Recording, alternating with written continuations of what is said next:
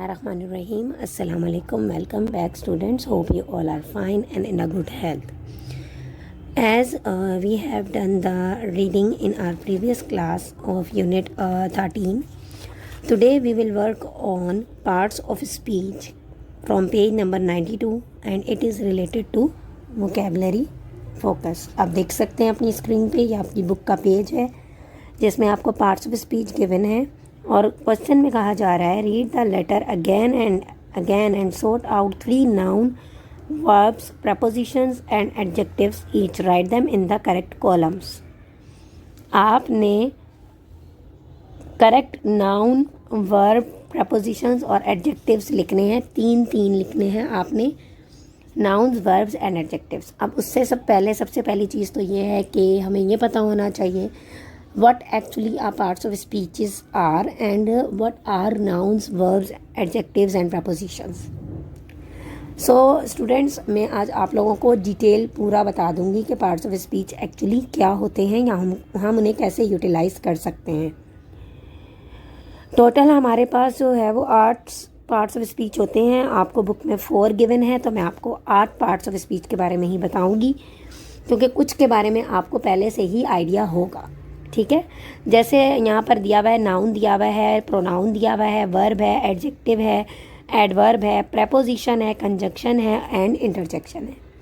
Total 8 parts of speech होते हैं। Parts of speech का मतलब होता है कि जो हम रोज़मर्रा बात कर रहे होते हैं, जो हम डिफरेंट चीज़ों के नाम यूज़ कर रहे होते हैं, कुछ भी हमारे बोलने में जो लफ्ज़ इस्तेमाल होते हैं वो कहीं ना कहीं इंग्लिश में पार्ट्स ऑफ स्पीच का हिस्सा होते हैं। आप इन्हें बोलने के अज्जा भी कह सकते हैं। जिस तरह खाना बनाने के इंग्रेडिएंट्स होते हैं ना, उस तरह ये बोलने के इंग्रेडिएंट्स हैं। आप इन्हें इस तरीके से ले लें। ठीक है, अब आ जाते हैं अपने पहले पार्ट्स ऑफ स्पीच पर जो कि है नाउन। नाउन की डेफिनेशन अगर हम देखें तो उसमें दिया हुआ है a name of person, place और थिंग, किसी इंसान का, जगह का या चीज़ का नाम। मैं जो नाउन की डेफिनेशन याद करती हूँ ना, मैं एक चीज़ से याद करती हूँ कि in the world the name of anything is a noun, यानी कि दुनिया में हर चीज़ का जो नाम है वो नाउन है। ठीक है, एग्जांपल्स आपको देनी है cat, fireman, house, pencil and Chicago. अच्छा, अब हम आगे बढ़ते हैं। नाउन हमारा था, इसके बारे में बेसिक आपको आइडियाज़ कुछ होंगे भी, तो कुछ जो है मैंने आज आपको इसका रिव्यू दे दिया। अब हम आगे चलेंगे। अब आ जाते हैं प्रोनाउंस पर। प्रोनाउंस भी कुछ बच्चों को शायद आते होंगे। A word used in place of a noun, ऐसा लफ्ज़ जो हम नाउन की जगह पर इस्तेमाल करते हैं वो प्रोनाउन कहलाता है। अच्छा, इसकी जो है एक एग्जांपल मैं आपको दूँ। Suppose if you are going to write a paragraph. अब आप बोलेंगे मिस हम नाउन भी तो लिख सकते हैं ना, हमें प्रोनाउन लिखने की क्या ज़रूरत है। So in the world there are some of the rules for doing anything. कुछ रूल्स होते हैं, जैसे खाना बनाने के कुछ रूल्स होते हैं, खाना खाने के कुछ रूल्स होते हैं, उसी तरीके से बोलने के या चीज़ों को करने के भी कुछ असूल होते हैं। अब प्रोनाउन की अगर मैं आपको बात बताऊं तो ठीक है, आप उसकी जगह नाउन को भी यूज़ कर सकते हैं, लेकिन when it comes to writing, जब हम कोई चीज़ लिखने जा रहे हैं, कोई पैराग्राफ लिख रहे हैं या हम कोई ऐसे लिख रहे हैं, हम कोई स्टोरी लिख रहे हैं, so we can not use the noun again and again. मैं अगर कोई स्टोरी लिख रही हूँ, उसमें मैंने अली का जिक्र किया है या मैंने अहमद का जिक्र किया है, तो क्या मैं उस पूरी स्टोरी में बार बार अहमद का नाम लेती रहूँगी? इट्स नॉट पॉसिबल और it's not look nice, it's not appropriate for writing part ना। अच्छा नहीं लगता है, आपकी राइटिंग ही अप्रोप्रिएट, आपको पढ़ने में खुद को ही नहीं लगेगी। ठीक है, तो इसलिए कुछ बेसिक रूल्स बनाए गए हैं ताकि आप जब कोई चीज़ लिख रहे हैं तो आपको वो अच्छे से क्लियर हो जाए और पढ़ने वाले को भी मुतासिर करे। ठीक है, उसी तरीके से हम जो है नाउन की जगह प्रोनाउन का इस्तेमाल करते हैं। अगर किसी मेल जेंडर का नाम आ रहा है तो आप उसके लिए ही यूज़ करेंगे, अगर फीमेल का नाम आ रहा है तो आप शी यूज़ करेंगे, अगर एनिमल का या नॉन लिविंग थिंग्स का नाम आ रहा है तो आप इट यूज़ करेंगे, अगर ज़्यादा लोगों का आ रहा है तो आप दे यूज़ करेंगे। दे वो के लिए आता है, उर्दू में इसकी मीनिंग होती है वो। यू का इस्तेमाल करेंगे तुम, और वी का इस्तेमाल करेंगे हम के लिए, उर्दू में इसकी मीनिंग होती है हम। ठीक है, तो ये वो वर्ड्स हैं जो आप नाउन की जगह पर इस्तेमाल कर सकते हो। Let's move. अब हम आ जाते हैं वर्ब पर। अ verb that tells what someone और समथिंग डज। एक ऐसा लफ्ज़ जो हमें ये बताता है कि कोई चीज़ या कोई भी इंसान है, कुछ भी है, वो क्या कर रहा है। एन एक्शन वर्ड और वर्ड ऑफ बीइंग, कोई भी एक्शन वर्ड आप कह सकते हैं जो हमें क्या दिखा रहा हो, मूवमेंट दिखा रहा हो, that there is some movement in the sentence. Examples हैं इसकी, sit, laugh, run and jump. These are some of the examples for verb. ठीक है, यानी कि कोई भी काम है, मैं अपने लॉजिक बताऊँ ना कि मैंने इसको कैसे याद किया है। So for me I use to keep this thing in mind के अगर if I am reading a sentence, मैं कोई सेंटेंस पढ़ रही हूँ and one thing click in my mind that this word can compelled me to move, ये लफ्ज़ जो है ना ये मुझे मजबूर कर सकता है कि मैं कोई मूवमेंट करूं, तो वहाँ मैं पकड़ लेती हूँ कि ये वर्ब है। क्योंकि कोई भी सेंटेंस में अगर आपको मूवमेंट नज़र आ रही है या कोई ऐसा लफ्ज़ आपने पढ़ा है जिसको देख के आपको लग रहा हो कि यार इस चीज़ को करने के लिए हमें मूव करना पड़ेगा, तो वो मूवमेंट जो होती है ना वो वर्ब होती है। अब आ जाते हैं एडजेक्टिव पर। एडजेक्टिव जो है हमारा अ वर्ड होता है जो कि डिस्क्राइब करता है नाउन को।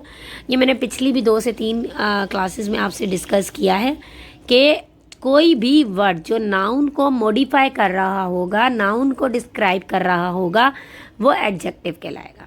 ठीक है, अगर मैंने कह दिया है कि ये एक पेन है, मेरे पास एक पेन है, आई हैव अ पेन, अब पेन का जो कलर होगा ना वो एडजेक्टिव होगा, पेन का जो साइज़ होगा वो एडजेक्टिव होगा, पेन की जो शेप होगी वो एडजेक्टिव होगी।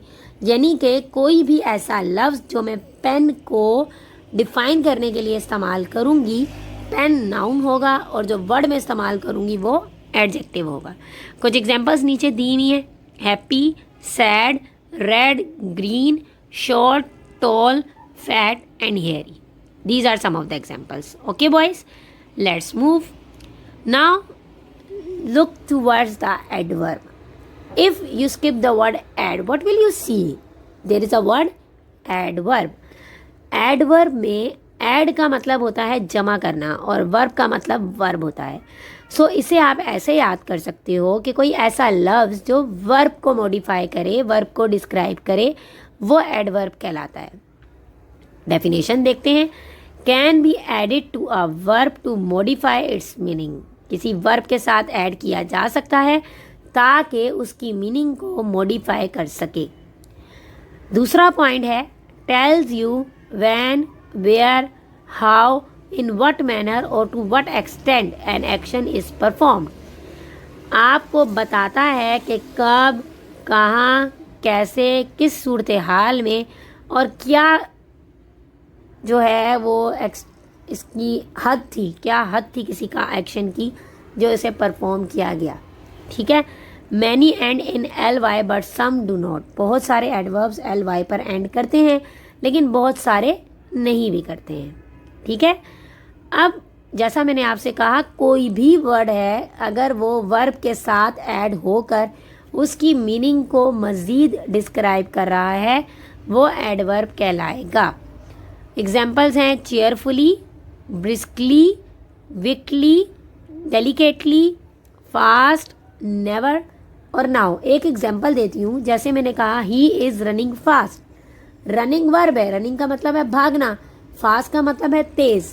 ठीक है, रनिंग वर्ब है, रनिंग का मतलब है भागना और फास्ट का मतलब है तेज़। तेज़ भागना, यानी कि अब ये जो वर्ड तेज़ है वो क्या कर रहा है, वर्ब को मॉडिफाई कर रहा है, वर्ब को डिस्क्राइब कर रहा है कि भागा तो जा रहा है लेकिन आहिस्ता भागा जा रहा है, तेज़ भागा जा रहा है, किस तरीके से भागा जा रहा है, वो जो लफ्ज़ आपको बताएगा वो एडवर्ब कहलाएगा। ठीक हो गया, अब हम चलते हैं आगे। प्रेपोजिशंस की अगर मैं बात करूं, प्रेपोजिशंस बहुत सारे होते हैं, हर किसी के कुछ अपने रूल्स होते हैं।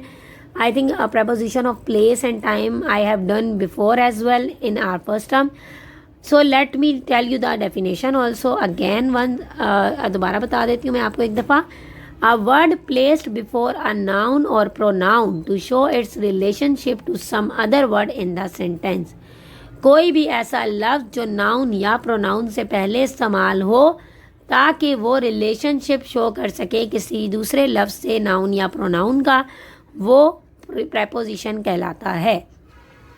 जिसकी एग्जांपल्स कुछ दी हुई हैं, सारी नहीं है। To, with, against, by, from, at, for, across या in. These are some of the examples. ठीक है, नेक्स्ट हम आगे जाएंगे, कंजंक्शन की बात करते हैं। A word use to connect other words, ऐसे लफ्ज़ जो दूसरे लफ्ज़ों को कनेक्ट करने के लिए इस्तेमाल किए जाते हैं। अच्छा, मैं इसके लिए आपको ना एक बड़ी सिंपल सी एक एग्जांपल दूंगी। ठीक है, suppose Bilal and Ashraf are in a room. Bilal और अशरफ एक कमरे में बंद है। ठीक है, बाहर से you are asking that who is inside the room या who is in the room, कमरे में कौन है, और वो कंजंक्शन का यूज़ ना करते हुए कहते हैं बिलाल अशरफ। ठीक है, उन्होंने कह दिया बिलाल अशरफ रूम में है, Bilal Ashraf is in the room. ठीक है, अंदर कौन है, who is in the room, Bilal Ashraf. आपको आइडिया हुआ कि अंदर दो लोग हैं या एक लोग हैं? आइडिया नहीं हुआ। यानी कि जो कंजंक्शंस होते हैं वो बहुत सारी चीज़ों को क्लैरिफाई कर रहे होते हैं और दो सेंटेंसेस को आपस में कंबाइन कर रहे होते हैं, उनके लिंक को जाहिर कर रहे होते हैं। इन्हें लिंकिंग वर्ड्स भी कहा जाता है। इनकी एग्जांपल्स हैं एंड, बट, और, बिकॉज, इसके अलावा भी होती हैं देयरफॉर, दैट्स व्हाई वगैरह, और भी हैं। मैंने यहाँ पर सिर्फ थोड़ी सी लिखी है। जस्ट आपने इसकी डेफिनेशन अपने माइंड में रखनी है कि वो लफ्ज़ जो लिंक जाहिर कर रहा हो दो चीज़ों का, दो सेंटेंसेस का, वो कंजंक्शंस कहलाते हैं। इंटरजेक्शन डेफिनेशन है a verb that expresses strong और sudden emotion used as an exclamation capable of standing by itself. ऐसा वर्ड जो कि स्ट्रॉन्ग या अचानक जो इमोशंस, हमारी फीलिंग्स होती हैं, उनको जाहिर करने के लिए इस्तेमाल किया जाए, वो इंटरजेक्शन कहलाता है। एक्सक्लेमेशन मार्क इसके साथ यूज़ होता है और ये अपने आप में ही एक कंप्लीट वर्ड है। ठीक है, इसकी एग्जांपल्स हैं ओ डियर, माय गुडनेस, वाव और आउच। ये इसकी कुछ एग्जांपल्स आपको नीचे दी हुई हैं। ठीक है, अब मैं अगर आपको इसकी एक जनरल एग्जांपल दूं तो उस एग्जांपल ये होती है कि जब हमारे मुंह से अचानक कोई लफ्ज़ निकलता है ना, ouch, oh my God, sorry, अक्सर हम सॉरी भी बोल देते हैं अचानक से, वाव, ऑसम, ये सारे वर्ड्स जो हैं वो इंटरजेक्शन में काउंट होते हैं। ऐसे लफ्ज़ जो खुशी, गम, परेशानी, हैरानगी के मौके पर आपके मुंह से अचानक निकलें। ठीक है, ये तमाम कंजंक्शन इंटरजेक्शंस कहलाते हैं। अब हम करेंगे एक एक्टिविटी, एक टेस्ट। व्हाट एम आई, अब आपने बताना है आई am a person, place, thing और आइडिया। व्हाट एम आई, मैं पर्सन हूँ, प्लेस हूँ, थिंग हूँ, आइडिया हूँ, मैं क्या हूँ। नीचे ऑप्शन दिए गए हैं, एडजेक्टिव है, वर्ब है, प्रेपोजिशन है या नाउन है। अब आपने बताना है कि ये जो सेंटेंस गिवन है ऊपर, ये किस चीज़ की डेफिनेशन है।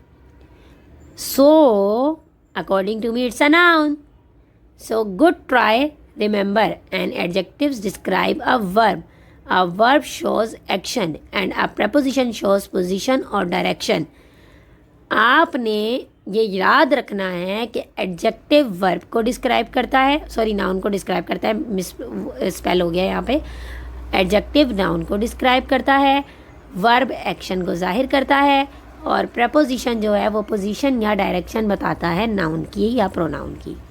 ठीक है, सो हमारा आंसर जो था नाउन वो बिल्कुल ठीक था। A noun is a person, place, thing और idea. What am I am a word that shows action. मैं क्या हूँ, मैं एक वर्ड हूँ जो एक्शन को जाहिर करता हूँ। मेरे दिमाग में तो फ़ौरन से क्लिक कर गया है कि ये क्या है। आप बता दें कि क्या आएगा। वर्ब आएगा, नाउन है, प्रोनाउन है या इंटरजेक्शन है। सो मेरा जवाब है कि ये क्या है, वर्ब है। Let's see, very good. So हमारा जो आंसर था वर्ब वाला वो बिल्कुल ठीक था। Let's start. I connect words और group of words to make a complete sentence. मैं वर्ड्स को या ग्रुप ऑफ वर्ड्स को कंप्लीट करने के लिए सेंटेंस को उनके साथ इस्तेमाल होता हूँ। वर्ड्स और ग्रुप्स ऑफ वर्ड्स को कनेक्ट करने के लिए और एक कंप्लीट सेंटेंस बनाने के लिए मैं इस्तेमाल होता हूँ एडजेक्टिव, वर्ब, एडवर्ब या कंजंक्शन। तो मैंने आपसे अभी कुछ देर पहले कहा कि कंजंक्शन का इस्तेमाल हम करते हैं सेंटेंसेस को ज्वाइन करने के लिए। So awesome boys, you have really got this. A conjunction connects words and word phrases to make complete sentences. Clap for yourself. What am I? I show emotion in a sentence. मैं emotions को जाहिर करता हूँ sentence में। Adjective जाहिर करता है, interjection जाहिर करता है, वर्ब जाहिर करता है या नाउन जाहिर करता है। तो आप सोच लीजिए, मैंने भी सोच लिया है और हमारा आंसर है ये। Yes, an interjection shows strong emotion in a sentence. Very good, you are correct. So, I describe a noun. I tell what kind, how many or which one. What am I? मैं noun को describe करता हूँ, मैं बताता हूँ कि क्या किस्म है, कितने हैं और कौन से हैं। मैं क्या हूँ? नाउन को कौन सा वर्ड डिस्क्राइब करता है? एडजेक्टिव करता है, प्रोनाउन करता है, कंजंक्शन करता है या एडवर्ब करता है। अपने आंसर अपने माइंड्स में सोच लीजिए, कहीं पर लिख लीजिए और इसका आंसर है आपकी स्क्रीन पर। Very good, you rock boys. An adjective describes a noun and tales how many, which one and what kind. Great work, keep it up. I describe a verb. I tell how something is done. मैं verb को describe करता हूँ और मैं बताता हूँ कि कैसे कोई काम हुआ। एडजेक्टिव हूँ, वर्ब हूँ, एडवर्ब हूँ या प्रेपोजिशन हूँ। सो आई थिंक मेरे हिसाब से ये एक एडवर्ब है, बिकॉज मैंने आपसे कहा था कि एडवर्ब जो होता है वो वर्ब को डिस्क्राइब करता है। So wonderful. An adverb describes a verb. It tells how the action is done. जिनके माइंड में इनके आंसर थे उनके लिए वेल डन। अब आ जाते हैं पार्ट्स ऑफ स्पीच की प्रैक्टिस पर।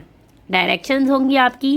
Please identify the correct part of speech for each word in the sentence on the following slides.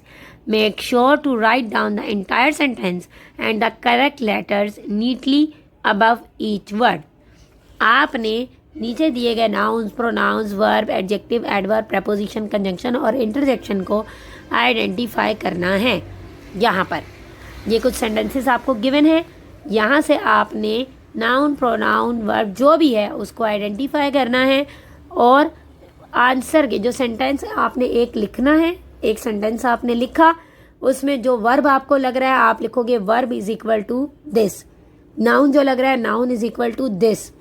उसके अलावा एडजेक्टिव जो लग रहा है adjective is equal to this. जो भी चीज़ें उस सेंटेंस में आपको मिल रही हैं आपने सेंटेंस लिखना है, उसके नीचे लिख देना है। फिर दूसरा सेंटेंस लिखना है, उसकी सारी चीज़ें लिख देनी है। एग्जैक्टली बताना है कि कौन सा जो नाम है, कोई भी चीज़ जो सेंटेंस में यूज़ हो रही है वो क्या है। ठीक है, ये आपका काम है। ये इसके टोटल 10 सेंटेंसेस हैं जो आपने करने हैं। इसी के साथ ही thank you so much students. Take care, अल्लाह हाफिज़। इंशाल्लाह मैं आपके साथ मिलती हूँ आपकी नेक्स्ट क्लास में।